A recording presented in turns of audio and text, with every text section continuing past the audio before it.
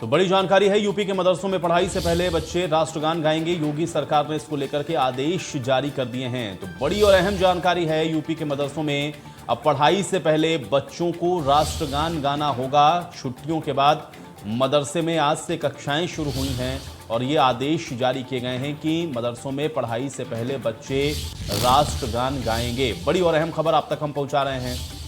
UP के मदरसों में पढ़ाई से पहले बच्चों को राष्ट्रगान गाना अनिवार्य कर दिया गया है, क्योंकि इसको लेकर के योगी सरकार की तरफ से आदेश जारी कर दिए गए हैं। छुट्टियों के बाद आपको बता दें कि आज से पढ़ाई मदरसों के अंदर फिर से शुरू हुई है और उससे पहले ही ये आदेश जारी हो गया है कि यूपी के मदरसों में पढ़ाई से पहले अब बच्चों को राष्ट्रगान गाना अनिवार्य है। बड़ी जानकारी और बड़ी खबर आपकी स्क्रीन पर है। पढ़ाई से पहले बच्चों को राष्ट्रगान गाना होगा और मदरसों में पढ़ाई से पहले ये राष्ट्रगान अनिवार्य किया गया है। योगी सरकार ने इसको लेकर के आदेश जारी किए हैं। तो इस वक्त की ये बड़ी खबर है, यूपी के मदरसों में पढ़ाई से पहले बच्चे राष्ट्रगान गाएंगे। छुट्टियों के बाद मदरसों में आज से कक्षाएं शुरू हुई हैं और यूपी के मदरसों में पढ़ाई से पहले बच्चों को राष्ट्रगान गाना अनिवार्य कर दिया गया है। तो बड़ी जानकारी है। रजनीश जुड़े हुए हैं हमारे साथ जानकारी के साथ। रजनीश, यूपी में मदरसों में पढ़ाई से पहले बच्चों को राष्ट्रगान गाना होगा, क्या जानकारी है? देखिए, आज इसका लिखित फैसला, लिखित आदेश आया है। पहले भी हुआ था लेकिन मौखिकी था। और मदरसों को लेकर जिस तरीके से कंट्रोवर्सी हो रही थी, लोगों को ये लग रहा था कि अगर हम आदेश देते हैं तो अनुपालन होगा कि नहीं होगा। लेकिन मदरसों के जो प्रबंधक थे खुल के सरकार का स्वागत किए थे। उन्होंने कहा कि होना चाहिए, पहले भी हम लोग कराते रहे हैं। लेकिन चूंकि आज सरकारी आदेश जारी हो गया है, जो जिले के अल्पसंख्यक अधिकारी उनके नाम से चिट्ठी गया है, तो अब तो मजबूरी भी हो गई है। हालांकि मैंने पहले ही कहा कि अल्पसंख्यक के जो मदरसे के प्रबंधक होते थे, उन्होंने कहा कि इस फैसले का हम स्वागत कर रहे हैं, पहले भी होता रहा है। लेकिन चूंकि अब सरकारी फैसला आ गया है तो देखना है कि कितने उस पर प्रतिशत कह सकते हैं फैसले पर अमल होता है कि नहीं होता है। जी आयुष, बहुत शुक्रिया रजनीश बातचीत और जानकारी के लिए।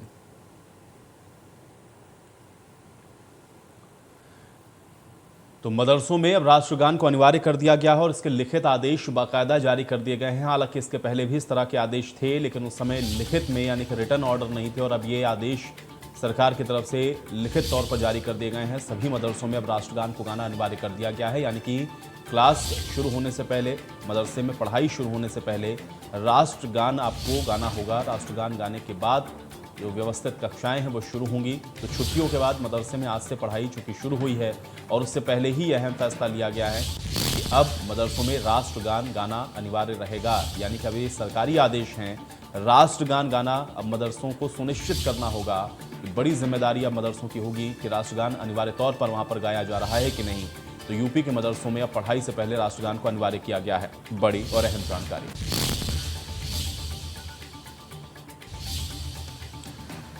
तो ताजमहल पर सर्वे वाली याचिका फिलहाल खारिज कर दी गई है। बड़ी और अहम जानकारी है, ताजमहल पर सर्वे को लेकर के जो याचिका लगाई गई थी उसको कोर्ट ने खारिज किया है। बड़ी जानकारी है, ताजमहल के मामले में जो याचिका दायर हुई उसको खारिज कर दिया गया है। ताजमहल के 22 बंद कमरों को लेकर के ये याचिका दायर की गई थी और इस याचिका को कोर्ट ने फिलहाल खारिज कर दिया है।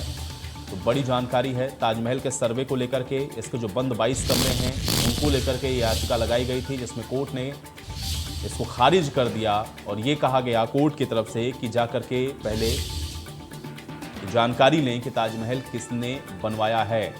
ये भी कोर्ट ने इसके साथ में टिप्पणी की है। तो ताजमहल पर सर्वे करने वाली याचिका को खारिज कर दिया गया है।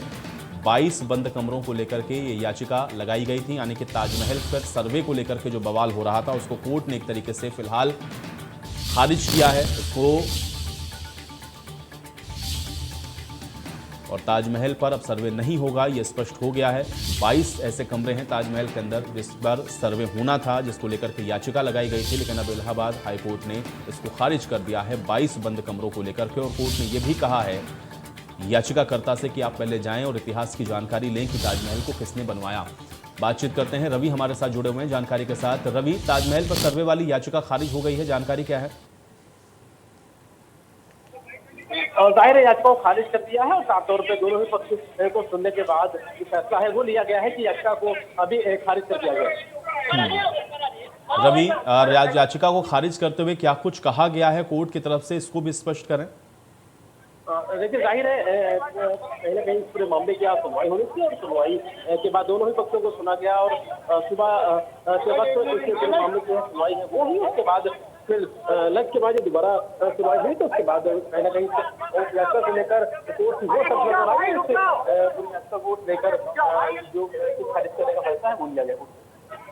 शुक्रिया रवि इस बातचीत और जानकारी के लिए।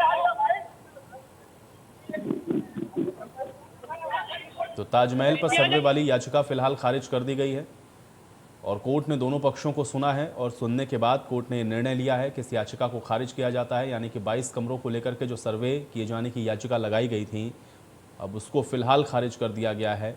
इलाहाबाद हाईकोर्ट की तरफ से इस याचिका को खारिज किया गया है। बातचीत करते हैं विक्रम देव हमारे साथ जुड़े हुए हैं, याचिकाकर्ता के वकील हैं ये। विक्रम देव जी, आज याचिका को खारिज कर दिया गया है, कोर्ट ने क्या इसके पीछे कहा और क्या आधार बताया, स्पष्ट करें एक बार।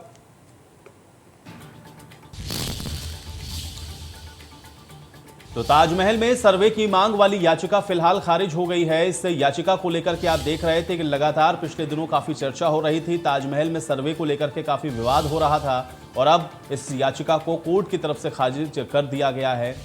22 बंद कमरों को लेकर के, उन कमरों में क्या है इसको लेकर के ये याचिका लगाई गई थी। ताजमहल और तेजो महल को लेकर के आप देख रहे थे कि लगातार विवाद चल रहा था और इसलिए कोर्ट के अंदर जब ये मामला पहुंचा था तो इसको लेकर के लगातार कई सवाल उठ रहे थे, लेकिन कोर्ट ने इस याचिका को ही खारिज कर दिया है। तो बड़ी जानकारी आप तक हम पहुंचा रहे हैं। 22 बंद कमरे खुलवाकर सर्वे करवाए जाने की याचिका लगाई गई थी, लेकिन इस मामले को लेकर के इलाहाबाद हाईकोर्ट की तरफ से अब यह निर्णय लिया गया कि याचिका खारिज की जाती है और